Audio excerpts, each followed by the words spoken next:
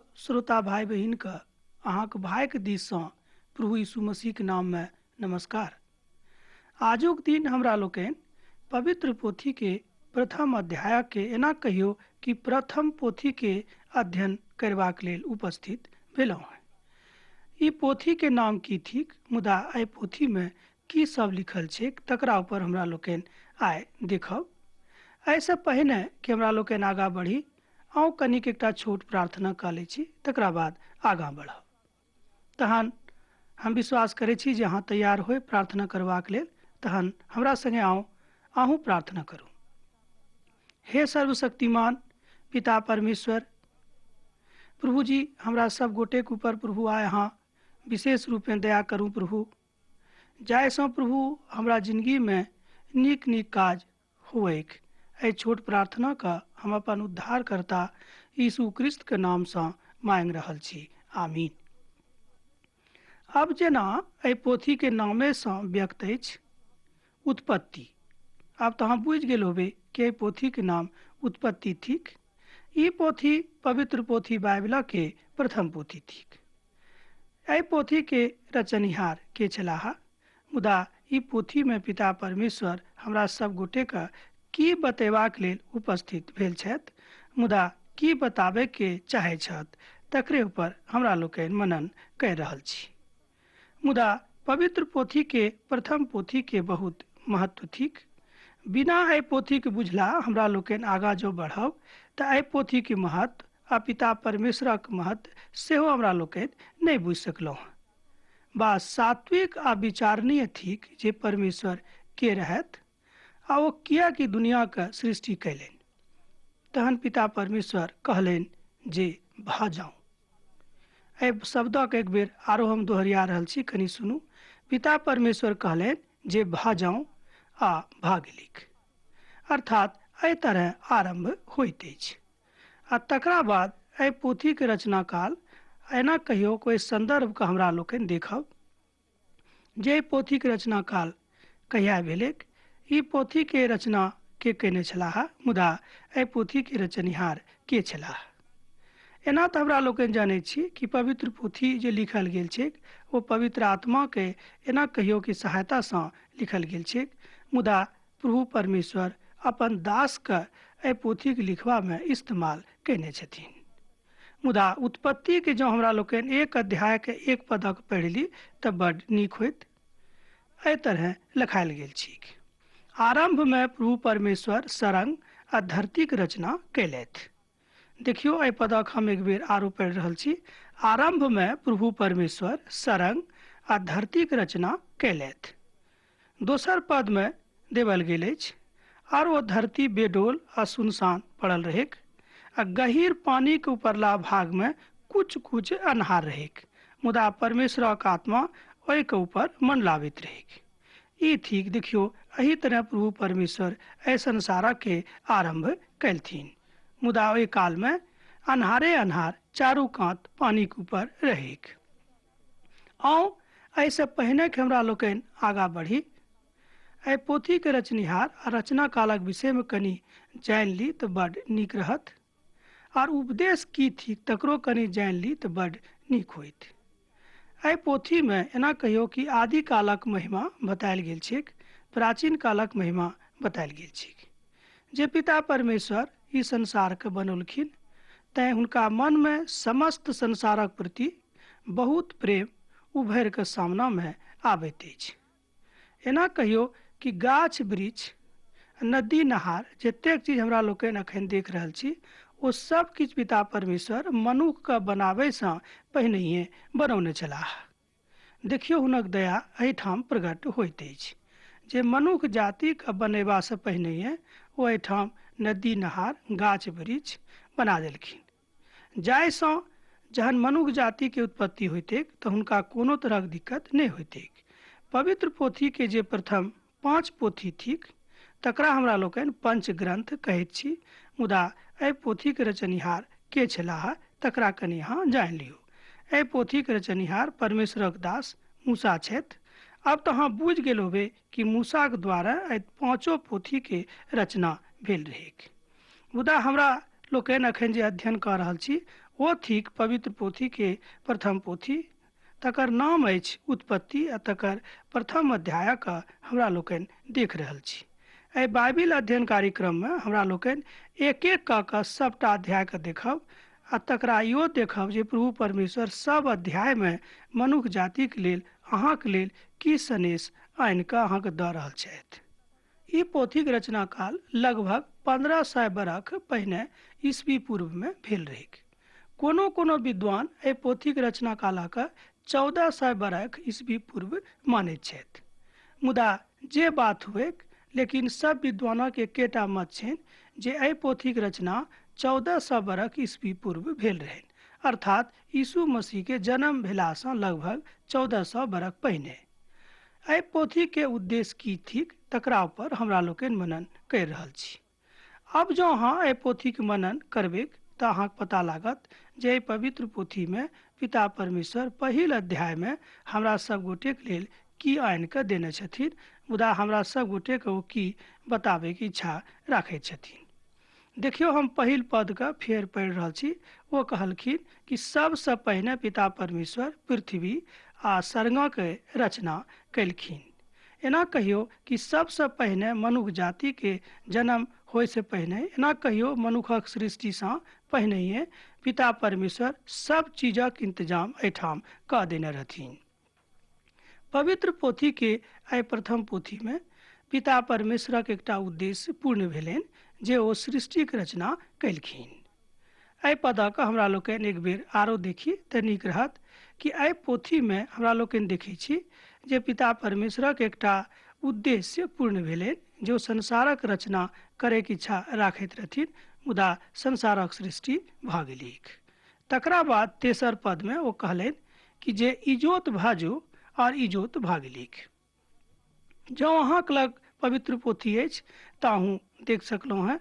उत्पत्ति पोथी तकर 1 अध्याय के 3 पद में ई बात लिखल गेल छैक। कहलखिन जे इजोत भाजो आ इजोत भऽ गेलीक। आगाँ 4 पद में प्रभु देखलनि जे इजोत नीक अछि, तहन ओ इजोतक अन्हारसँ फरक कऽ देलखिन। अब एहिठाम एहि दोनों पद का जरा हमरा लोकनि कनिक अध्ययन करी तऽ हमरा लोकनि देखबै कि इजोत अन्हार ई दुनों के की उद्देश्य होइत अछि। पवित्र पोथी के विद्वान कहै छथि कि इजोत शब्द सँ एना कहियो आत्मिकता के द्योतक अछि आ अन्हार शब्द पापक के द्योतक होइत अछि, मुदा ई आत्मिक अर्थ भेल। एना जँ हमरा लोकनि देखी संसारिक रूपे तऽ हमरा लोकनि देख सकलहुँ हैं कि अन्हार आ इजोत के प्रभु परमेश्वर अलग कऽ देलखिन। तैं ओ इजोत के दिन आ अन्हार के राति कहलखिन।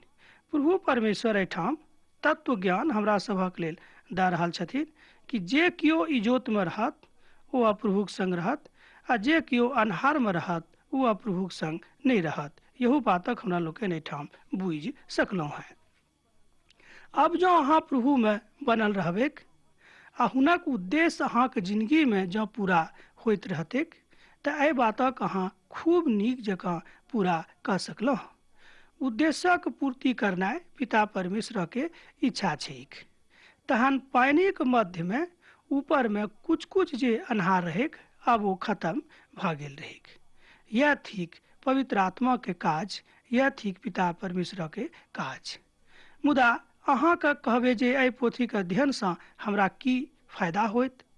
देखियो, एहि पोथी के अध्ययन से अहाँ सीखब जे पिता परमेश्वर कोना के संसारक के सृष्टि कैलथि आ मुदा हमरा लोकनि के थिकौं। तहन अब तऽ एकटा बात एहिठाम स्पष्ट भऽ रहल अछि कि हमरा लोकनि पिता परमेश्वरक हाथ से बनायल गेल छी। तहन एहि अंतर के प्रभु परमेश्वर अलग कऽ देलखिन। एना कहियो कि सरंग आ पृथ्वी के अलग कऽ देलखिन।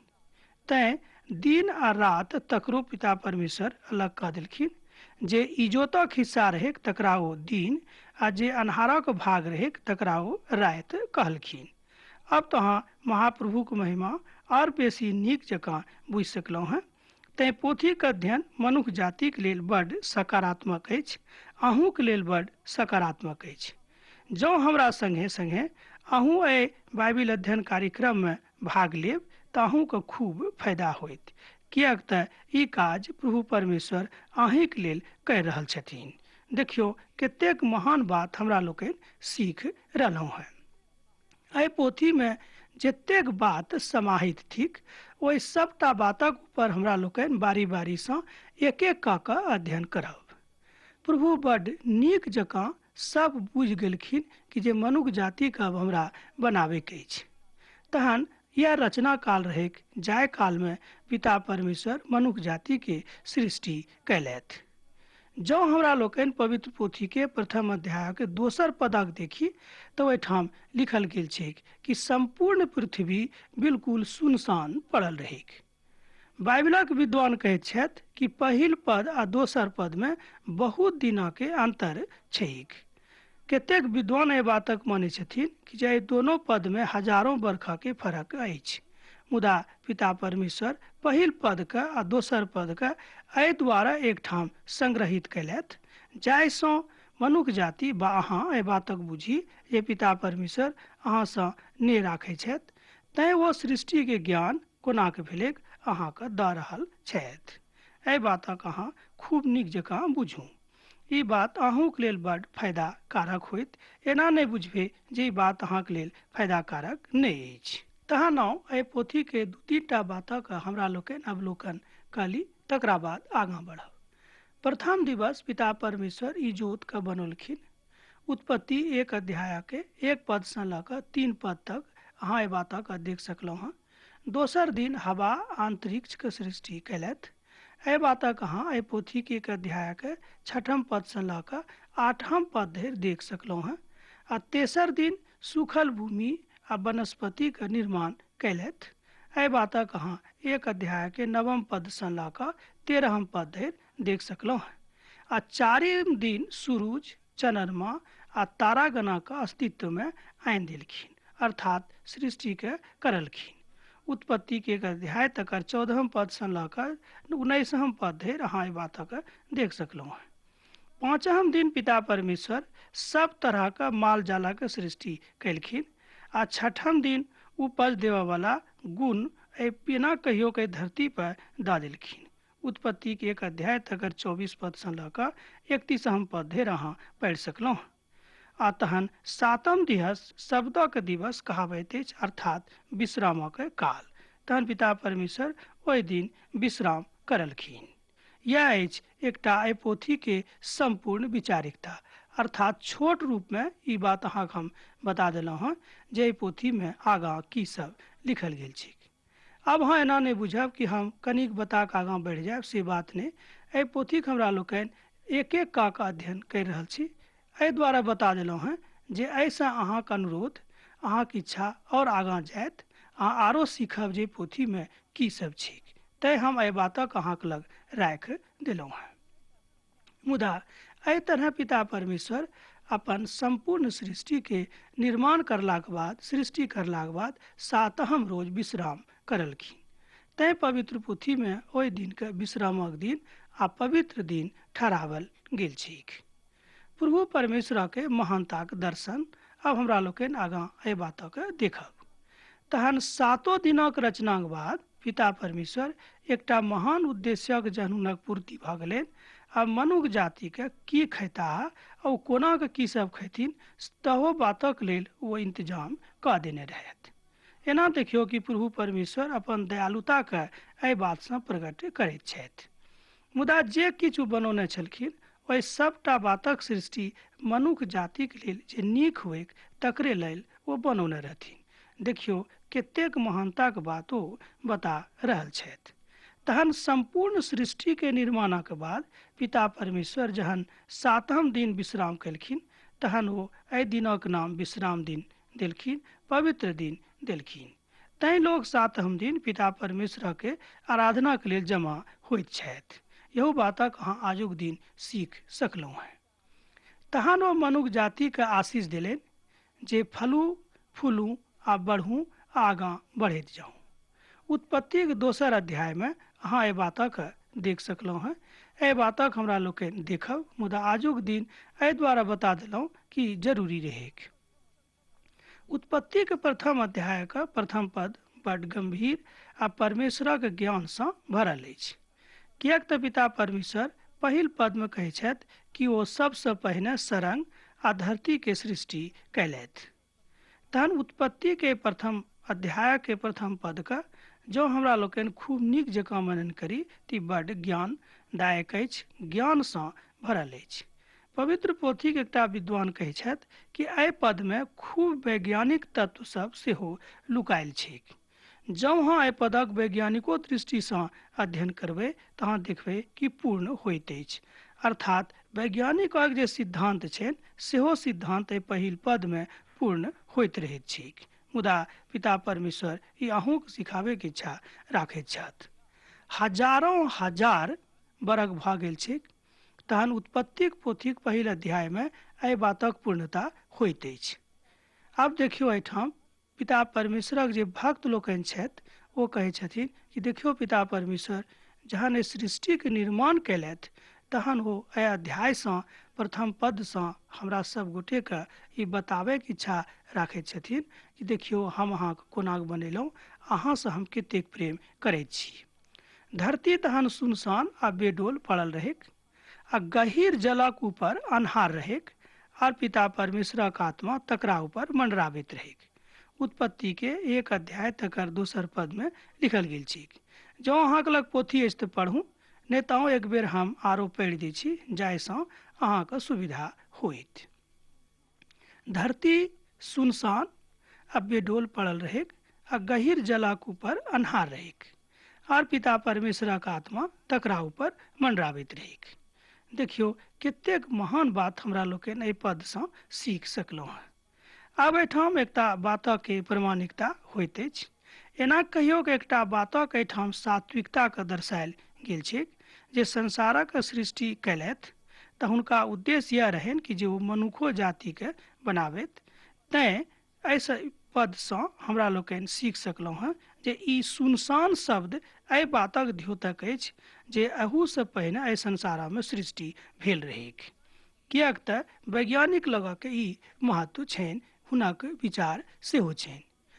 एकर मतलब ई नहि भेलै कि मनुष्य जातिक जो सृष्टि कयने रहत ओ इतिहास सात्विक नहि अछि आ ओ इतिहास कोनो वैज्ञानिक दृष्टिकोणसँ नहि मिलैत अछि, से बात नहि अछि। एहिठाम देखियौ बनौनिहार अर्थात पिता परमेश्वर जे अहाँके बनौने छथि, ये सम्पूर्ण सृष्टिके बनौने छथि, सूरज चाँद चंद्रमा आ तारागण सबके बनौने छथि। तहन अब हमरा लोकनि हुनक सत्यापनके एहि सब बातमे देख सकलहुँ हेँ। तहन आउ एक 3-4 टा बातक हमरा लोकनि देख लै छी। आजुक दिन धरि दुनियाके कोनो वैज्ञानिक एहि बातक नहि बता सकलखिन जे पुरुषसँ स्त्रीसँ एना कऽ किया भेलै जे मनुष्य जातिके सृष्टि भेनाइ आरम्भ भऽ गेलै। ओ सब जे सिद्धांत दै छथि ओ सिद्धांत नीक नहि अछि, ओ सिद्धांत एना कहियो पवित्र नहि अछि। किएक तऽ पिता परमेश्वर पवित्र छथिन, महान पवित्र छथिन, हुनका लग कोनो बातक अंधकार नहि छनि। एना कहियो हुनका लग एको रत्ती पाप नहि छनि। तहन आगाँ हमरा लोकनि देख सकैत छी जे प्रभु परमेश्वर जहन ई देखलनि जे सरंग आ आसमानक मध्य एकटा फरक रहेक तहन ओ आसमानमे सहस्रों तारागणक उपस्थित कऽ देलखिन जाहिसँ ओ देखैमे नीक लागैक। जँ अहाँ साँझके वा रातिके खूब जहन तारागण सब रहैत छै जँ देखबै तऽ कतेक नीक लागैत अछि। मान लियौ जहन झकझक इजोरिया रात रहैत छै ओहि कालमे जँ अहाँ तारागणक देखबै तऽ कतेक नीक मनोहर आ सुन्दर लागैत छै। एतबे नहि, पहाड़क दिस जँ अहाँ जायब, मान लियौ यदि अहाँ पहाड़क दिस रहैत छी तऽ अहाँ देखबै कतेक नीक आ सुन्दर दृश्य पिता परमेश्वर बनौने छथिन। एहि बातसँ हमरा लोकनि बुझि सकलहुँ हेँ जे हुनक विशालता कतेक महान अछि, कोनो वैज्ञानिक एहि बातक आइ धरि साबित नहि कऽ सकल छथि।